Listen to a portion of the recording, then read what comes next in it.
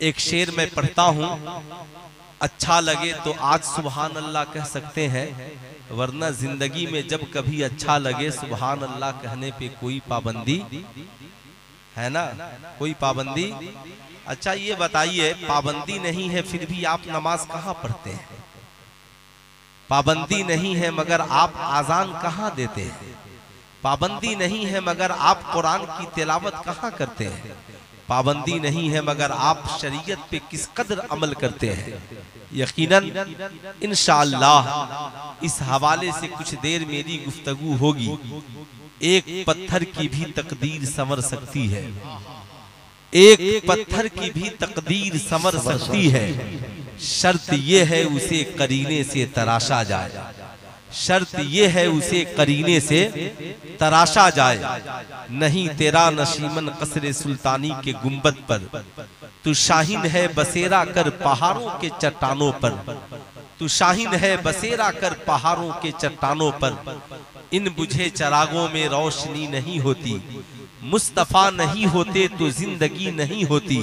खुद चराग बन के जलो वक्त के अंधेरों में, मियाँ भीग के चरागों से रोशनी नहीं होती, भीग के चरागों से रोशनी नहीं होती। समाज में सब चाहते हैं कि उसे इज्जत मिले। माइक वाले माइक ऑपरेटर से भी गुजारिश है, आप भी चाहते हैं कि समाज में आपको है ना इज्जत मिले, वकार बढ़े।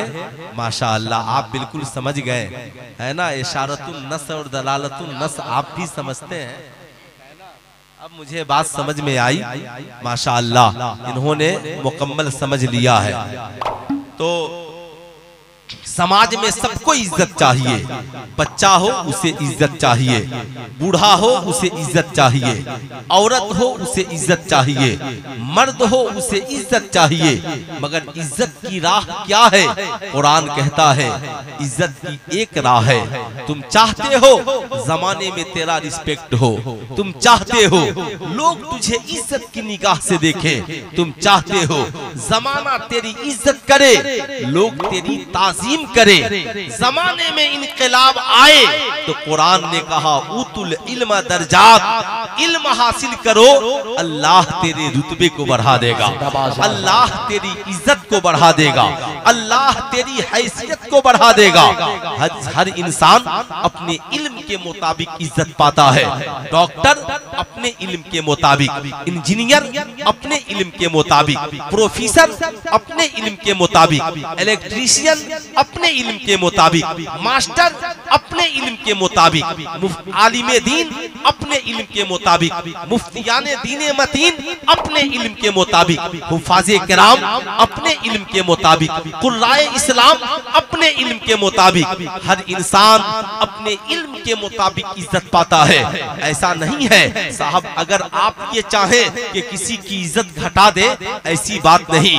इज्जत रब देने वाला है, इज्जत खुदा देने वाला है, इसलिए खूब याद रखें। मगर वही रब इज्जत की राह बता रहा है। अगर चाहते हो समाज में तेरी इज्जत हो, तालीम याफ्ता बन जाओ, एजुकेटेड बन जाओ, शिक्षा ग्रहण करने वाले बन जाओ।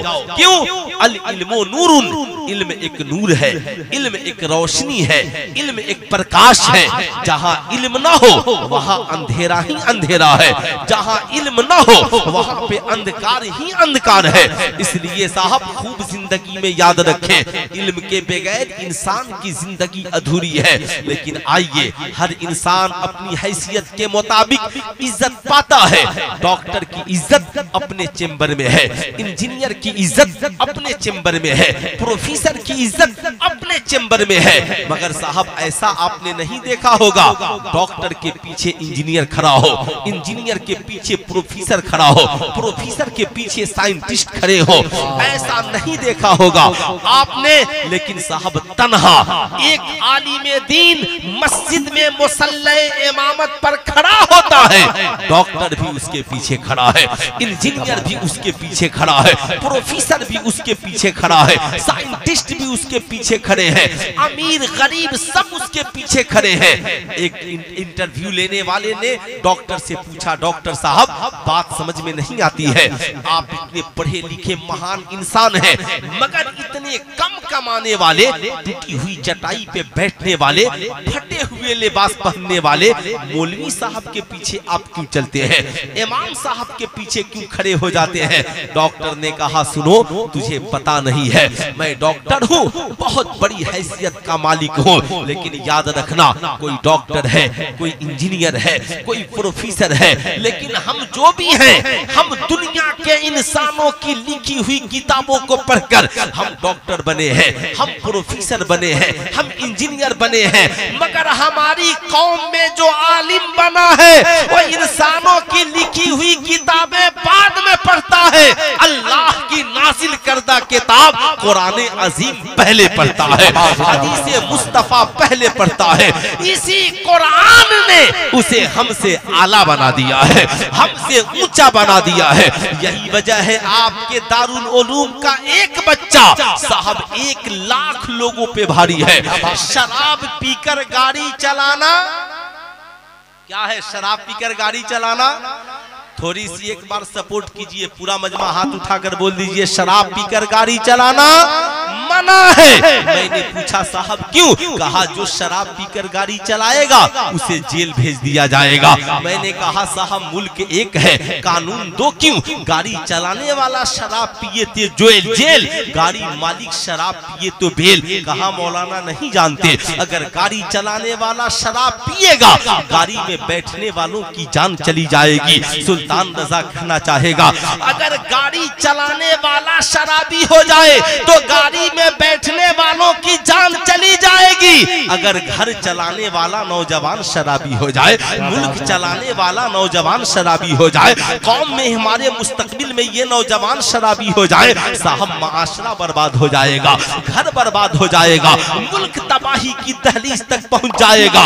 यही वजह है मैं आपसे कहूंगा, आज जलसे में आने वालों मेरी कौम के नौजवानों, तुम शादी की पार्टियों में जाते हो, तुम साहब तुम बर्थडे पार्टियों में जाते हो, तुम कॉलेज के एनुअल फंक्शन में जाते हो, तुम साहब साल की आखिरी रात 31 दिसंबर की रात को समंदर किनारे पिकनिक मनाने के लिए जाते हो, 1 जनवरी को अय्याशियों की महफिलें सजाते हो। सुल्तान रजा तुझसे कहना चाहेगा, अगर कोई तेरा आवारा साथी तुझे बुला ले और कहे कि माज़अल्लाह ले ये शराब की बोतल है पी ले, आज साल की आखिरी रात है, आज साल का पहला दिन है, कहना नाना याद रखना हम मुस्तफा जाने रहमत के गुलाम हैं, हम मुस्तफा जाने रहमत के गुलाम हैं, हमें दूध पिलाओगे पी लेंगे, हमें पानी पिलाओगे पी लेंगे, हमें शरबत पिलाओगे पी लेंगे, हमें शहद पिलाओगे पी लेंगे, लेकिन हम कभी शराब नहीं पी सकते। कहेगा क्यों? कहा इसलिए कि मेरे नबी ने 1450 बरस पहले शराब पीने से मना फरमाया है। इसलिए पूछेगा क्यों? कहा इसलिए कि शराब तमाम बुराइयों की जड़ है। अगर किसी का मर्डर करना हो लोग शराब पी लेते हैं, माज़अल्लाह किसी को गालियां देनी हो लोग शराब पी लेते हैं। इसलिए कि एक इंसान जब शराब पी लेता है भूल जाता है कि साहब हलाल क्या है, हराम क्या है, अच्छा क्या है, बुरा क्या है। यही वजह है भारत में कई लाख तलाकें सिर्फ इसलिए हुई कि उन औरतों के शौहर शराबी थे। साहब भारत में कितने घर इसलिए बर्बाद हो गए कि साहब उस घर के शहजादे शराब पीने लगे। कितनी कंपनियां इसलिए बिक गई कि कंपनी का ऑनर शराबी और अय्याश बन गया। लेकिन कुर्बान जाओ मुस्तफा जाने रहमत की जिंदगी पर। जमाना आज कह रहा है या बिहार का मुख्यमंत्री आज शराब पे पाबंदी लगा रहा है, लेकिन कुर्बान जाओ आमिना के लाल पर जिन्होंने 1450 बरस पहले समाज को शराब की बुराई से पाक किया। कहा चाहते हो नौजवान नेक हो शराब बंद करो, चाहते हो समाज नेक हो शराब बंद करो, चाहते हो माशरा नेक हो शराब बंद करो। बताओ क्या कोई बाप चाहेगा कि उसका बेटा शराबी बन जाए? क्या कोई माँ चाहेगी उसकी बेटी शराब पीने वाली हो जाए? मगर बड़ा अफसोस है टिकटॉक पे शराब की पार्टी। साहब बड़ा अफसोस है साहब, आज न जाने कहां कहां शराब की महफिलें सजाई जा रही है। ऐ मेरी कौम के नौजवानों, आज इस्लाहे माशरा कॉन्फ्रेंस से पहला पैगाम ये लेकर जाओ, हम जिंदगी में कमाएंगे तो शराब की बोतलें नहीं खरीदेंगे, माँ बाप को खिलाने के लिए रोटियां खरीदेंगे, बच्चों को पढ़ाने के लिए कॉपी किताब और कलम खरीदेंगे, बीवियों के सरों को छिपाने के लिए हम दुपट्टा और आंचल खरीदेंगे। नारे रिसालत मसलके आला हज़रत इस्लाहे माशरा कॉन्फ्रेंस जलसे दस्तारबंदी जिंदाबाद। बोलिए ऐसा होना चाहिए।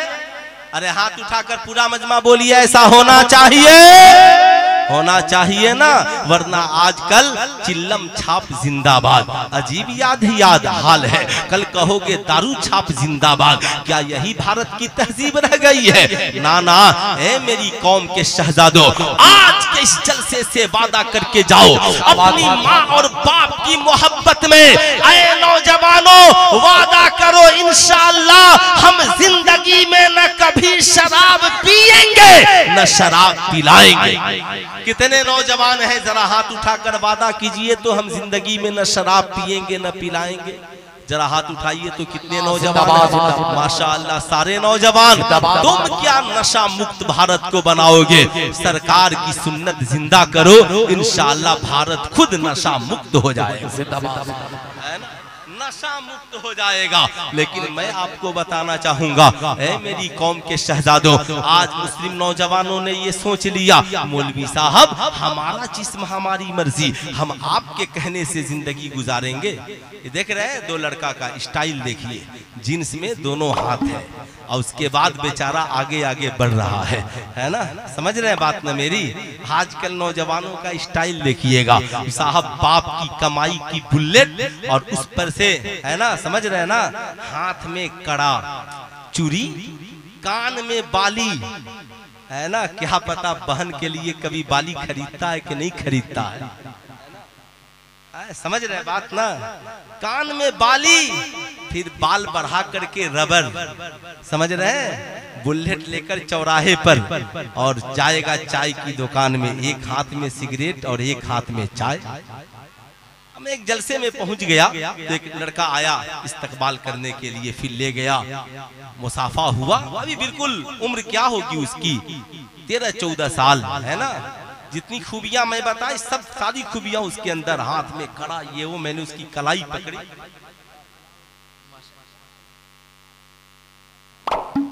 ये बच्चा बड़ा नेक है, घड़ी पहन करके आया है ना?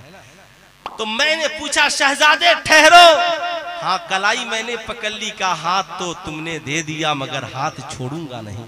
कहा हजरत कोई प्रॉब्लम? मैंने कहा प्रॉब्लम ये है कि आपने ये क्या पहन रखा है? कहा हजरत मैंने तो ये हाथ में, है ना, क्या ब्रासलेट पहन रखा है। मैंने कहा इस्लाम में ये औरतों के लिए जायज और मर्दों के लिए नाजायज, आप पहने, आपको किसी ने मना न किया। कहा हजरत किसी ने मना न किया, ना आज मेरी माँ मना करती है, ना आज मेरा बाप मना करता है। बुरा न मानना, ईमानदारी से बता, अगर बेटा सुबह को उठकर कॉलेज न जाए तो बाप परेशान हो जाता है, अगर बेटी सुबह को उठकर ट्यूशन सेंटर न जाए माँ परेशान हो जाती है, कहती है निकम्मी हो गई है, सुबह को उठती नहीं है, बेटे को कहता है निकम्मा हो गया है, सुबह को उठता नहीं है। मैं कहूंगा है हिम्मत अपने बेटे को, अरे यार स्कूल न जाएगा तो दुनिया बर्बाद हो जाएगी, यही ना? अगर तेरी बेटी न पढ़ेगी तो उसकी दुनिया तबाह हो जाएगी। लेकिन बता, तेरा बेटा उठकर सुबह में फज्र की नमाज नहीं पढ़ेगा तो दुनिया भी बर्बाद होगी, आखिरत भी बर्बाद हो जाएगी। तेरी बेटियां नमाजी न बनेंगी तो दुनिया भी बर्बाद, आखिरत भी बर्बाद। जैसे तू कॉलेज स्कूल भेजने के लिए डंडा लेकर बेटे बेटियों को जगाता है, आज है हिम्मत कोई बाप अपने बेटे को नमाज के लिए जगा दे, है हिम्मत कोई माँ अपनी बेटी को नमाज के लिए जगा दे। आपका एक ही जवाब होगा सुल्तान रजा, ये कौम क्या बेटे और बेटियों को नमाज के लिए जगाएगी, जिसके माँ बाप खुद नमाजें नहीं पढ़ते, खुद नमाज। अरे इसमें कौन सुबहान अल्लाह बोलने के लिए कहा? कोई अच्छी बात हो रही है तो चुपचाप सुनो। अल्लाह है ना, जगह सुबहान अल्लाह बोलने की है ना, इसलिए गौर से सुनिएगा। नाना ए मेरी कौम के वालिदैन, याद रखे इसके लिए जरूरी है आप अपने बच्चों के सामने अपने बेहतर किरदार को पेश करें, अपनी बेटियों के सामने बेहतर किरदार को पेश करें। जब माँ सैयदा फातिमा एक वक्त की नमाज न छोड़े, जब माँ एक दिन तिलावत न छोड़े, तो बेटा इमाम हुसैन की शक्ल में करबला में 72 जख्म खाकर सजदा करता है, सर कटाकर कुरान की तिलावत करता है। अगर माँ बाप भी नमाजी हो जाए तो फजर में उठेंगे, माँ बेटी से कहेगी सोई क्यों है, उठ उठ फजर की नमाज पढ़ के सोना। सास बहू से कहेगी बेटे से जगा दे बीवी को, नमाज पढ़ ले। बाप बेटे से कहेगा चल आजान हो गई है नमाज पढ़ने के लिए। बेटे दुनिया की दुकानें बाद में खुलेंगी, खुदा की रहमत का दरवाजा सजदा करके पहले खोला जाए।